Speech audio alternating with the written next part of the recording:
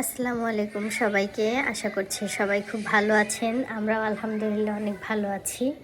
তো এটা হচ্ছে 26শে এপ্রিলের করা ভিডিও।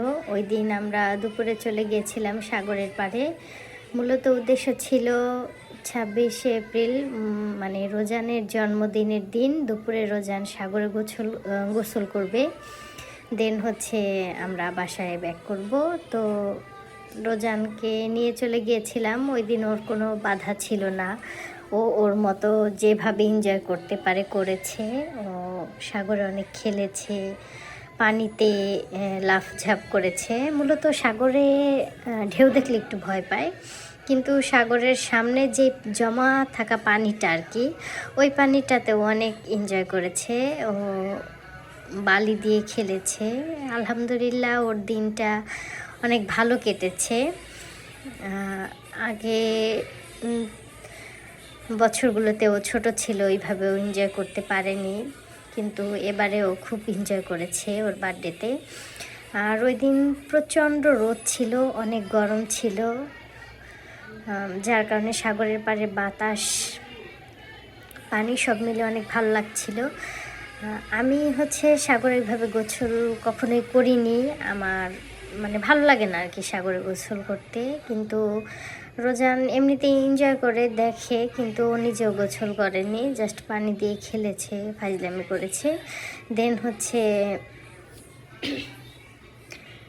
দেন আমরা ওইখান থেকে বাসার উদ্দেশ্যে যখন ব্যাক করব তখন হচ্ছে এই নাচগুলো শুরু হয় তার। সে নাচ শুরু করে। তারপরে সে বালিতে আমার জন্য খুব চেষ্টা করছিল একটা হার্ট শেপ বানানোর জন্য আর কি, কিন্তু পারেনি। তারপরে সে যথেষ্ট চেষ্টা করেছে, চেষ্টা করে যে এইটা বানিয়েছিল কোনো রকম বানিয়ে, আবার বলছিল দেখো মাম্মাম তোমার জন্য আমি ভালোবাসা বানিয়েছি। তো বাচ্চাদের এই দুষ্টুমিগুলোই আসলে ভালো লাগে, এগুলোই স্মৃতিতে থেকে যাবে। যখন বড় হবে এই ভিডিওগুলো, এই ছবিগুলো দেখে হয়তো অনেক মিস করব। আর এই যে হচ্ছে ও এরকম করছিল, সাগরের যখনই ঢেউ আসছিল ও গিয়ে ওর বাবার কাঁধে উঠে এরকমভাবে করতেছিল। দেন যখন আসার সময় হয় তখন তো ও আর আসবে না, ও থাকবে। ও নাচছিল, ওর প্যান্ট খুলে যাচ্ছিল, ওর স্যান্ডেল খুলে যাচ্ছিল, মানে নানান বাহানা দিয়ে ও আর কি থেকে যেতে চাচ্ছিল। তো যেতে হবে, কারণ অনেক টাইম ও ভিজেছিল। আবার আমাদের বাসায় এসে আর কি খাওয়া দাওয়া করবো, কারণ আমি যাওয়ার আগে রান্না করে গিয়েছিলাম। ওই দিন বিরিয়ানি রান্না করেছিলাম, চিকেন বিরিয়ানি। আর বাসার পাশে এক ভাই আর ভাবি, তাদেরকেও আর কি ইনভাইট করেছিলাম আমাদের বাসাতে। তো যেহেতু আমরা কক্সবাজারে নতুন এসেছি, আমাদের ওইরকম কোনো মানে গুছানো সব কিছু নেই, কিন্তু আমরা আস্তে আস্তে আর কি গুছাচ্ছি সব কিছু। সবাই দোয়া করবেন।